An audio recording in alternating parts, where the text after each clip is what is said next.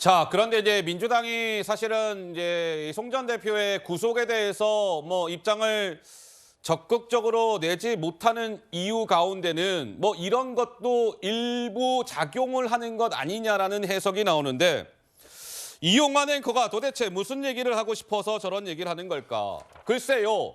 과거에 왜 이재명 민주당 대표의 영장이 기각됐잖아요. 유창훈 판사로부터. 그때 민주당에서는 유창훈 판사를 향해서 이러한 반응들이 나온 바가 있었지요. 한번 들어보시죠. 빼앗긴 들에도 봄은 옵니다. 윤석열 정권의 정치 공작은 실패했습니다. 사필 규정입니다. 현명한 판단을 해주신 재판부께 진심으로 감사드립니다. 상당한 불안감과 그런 것도 사실 솔직히 있었습니다. 근데 그것이 이제 일시에 사법 정의가 살아있다는 부분, 담당 부장판사께서 엄청난 부담이 있었음에도 불구하고 잘 판단하셨기 때문에 뭐 그 부분이 국민에게 많은 희망의 메시지를 주지 않았나 생각이 되고요. 유창훈 전담판사죠. 영장 기각 사유 중에 저는 이렇게 자세하고 숨이 일관하며 나름대로의 논리가 정확하게 설치되어 있는 것을 근래에 보기 드물었습니다. 그러니까 유창훈 판사가 이재명 민주당 대표에 대한 영장은 기각이 됐고 이 똑같은 유창훈 판사가 송영길 전 대표에 대해서는 영장을 발부한 거 아니겠습니까? 그런데 이재명 대표의 영장이 기각됐을 때 지금 쭉 들으신 것처럼 민주당 의원들로부터 하여금 유 판사한테 대한 저런 평가가 있었고 그러자 민주당의 한 명의 비명계 의원은 야 이거 참 민주당 상황이 머리 아프게 됐어요. 난감한 상황이 됐습니다. 이렇게 이야기했습니다. 이어서 한번 들어보시죠. 우리 민주당으로서는 상당히 난감한 상황이죠.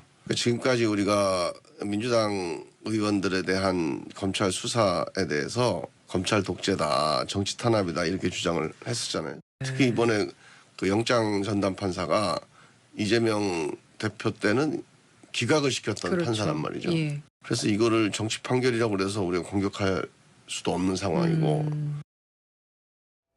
어떠세요? 우리 구자룡 변호사 보시기에는 민주당이 정말 저렇게 난감한 상황에 처해 있다 이렇게 보십니까? 민주당도 난감하고 네. 유창훈 부장판사도 난감하다 아이고. 이런 생각이 들어요. 저는 방송에서 이렇게 영장실질심사가 주제가 됐을 때 항상 결론을 딱 명확하게 말씀을 드려왔거든요. 근데 여태까지 그 결론이 빗나간 적이 이재명 대표에 대한 사건 딱 하나밖에 없어요. 전 다 맞췄거든요. 아 여태까지. 이재명 대표. 예, 윤관석 예. 발부, 이성만 기각 뭐 이렇게 엇갈리는 것까지 다 맞춰왔거든요. 그래서 저는 지금도 유창훈 부장판사가 그때 이재명 대표에 대해서 기각했던 거가 우리 실무 사례하고 법리하고 맞지 않는다 이렇게 생각을 해요. 왜냐하면 그때 900자짜리 이례적인 기각 결정문이 나왔는데 그 900자짜리를 적는 것 자체가 이례적이에요. 다 이례적인 거라고 보도까지 나왔잖아요. 근데 앞뒤가 안 맞아요. 근데 결국은 마지막에 현직 야당 대표임으로 주변의 감시를 받으니까 증거인멸의 우려가 적다 이렇게 했거든요.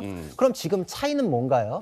그때도 일부는 소명됐고 강한 의심 든고 이렇게 했는데 예. 결국은 마지막에 현직 야당 대표인지 전직 야당 대표인지 유창훈 부장판사 기각 결정문에 그게 나와버렸어요. 원칙대로 했으면 원칙을 탓하지 사람을 탓하지 않았을 텐데 유창훈 부장판사의 이름이 거론되는 것 자체가 본인이 자초한 문제이기 때문에 다시는 이런 일이 없었으면 하고 앞으로 기준대로만 하면은 판사의 이름이 그 어느 정치 영역에서도 거론될 일이 없을 것이다.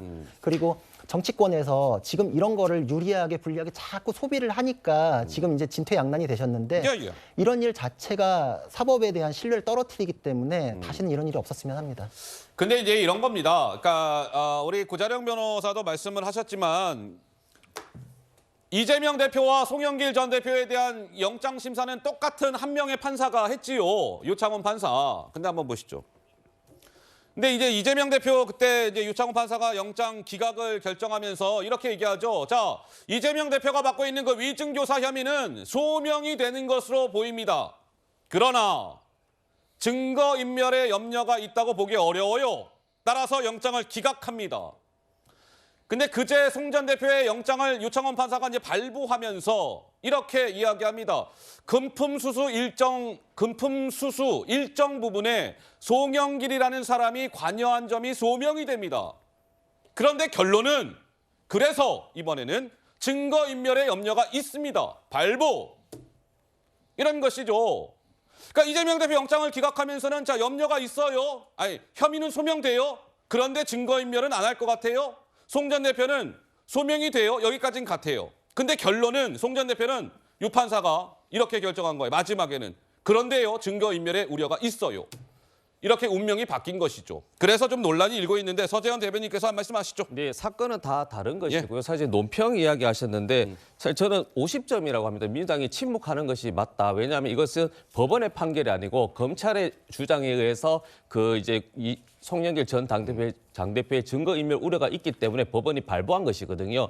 한동훈 법무장관께서 늘 얘기했던 것이 구속이라는 것이 재해 유무죄는 아닌 것이기 때문에 법원의 판결이 갔을 때 논평하는 것이고 국민의힘처럼 논평을 했으면 저는 민주당에 대해서 최악의 논평이라고 했던 것이 예전에 윤창훈 판사가 이제 이재명 당대표를 기각 결정했습니다. 새벽에. 그런데 새벽에 대한민국 제1여당의 논평이 정말 그 사법부가 어떤 개딸에 의해 지배된 이런 체욕적인 날이라고 논평을 해버렸거든요. 그러니까 이런 부분이 저는 사법부의 불신을 가져오는 것이고 정치권의 불신이 있기 때문에 저는 검찰 주장에 대해서 사법부가 판단한 겁니다. 즉 말씀드렸지만 이재명 대표의 건은 여러 가지 소명이 되었지만 향후에 어떤 이재명 대표께서 증거인멸할 사항이 없다. 물론 수사도 열심히 했지만 그런 사건에 관계가 있는 것이고 제가 개인적으로 봤을 때는 송영길 전 당대표의 경우는 6억이든 7억이라는 그런 뇌물이든 그런 다툼의 여지가 있지만 이것들이 어떻게 당대표 선거나 개인의 어떤 부정선거나 부정적인 용체에 있어서는 아직까지 확인된 바가 없기 때문에 말씀드렸지만 동복투도 민주당 현역 의원입니다. 그렇기 때문에 충분히 증거인멸 우려되는 상황이 있기 때문에 구속을 한 것이지 당신이 범죄인이라고 구속한 거다. 이것은 아니라는 말씀을 드립니다. 좀 전 그 지금 지나간 그래픽을 다시 한번 좀 화면에 넣어주세요.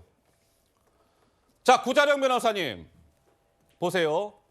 이재명 민주당 대표와 송 전 대표에 대해서 유 판사가 판단한 거는 같아요. 뭐냐면 이 두 사람 모두 이 혐의가 소명이 된다. 이건 똑같아요. 유 판사도 그건 똑같이 봤어요. 그런데 결론이 다른 거예요. 유 판사는 자 소명은 되는데 이 대표는 증거인멸을 안 할 것 같아.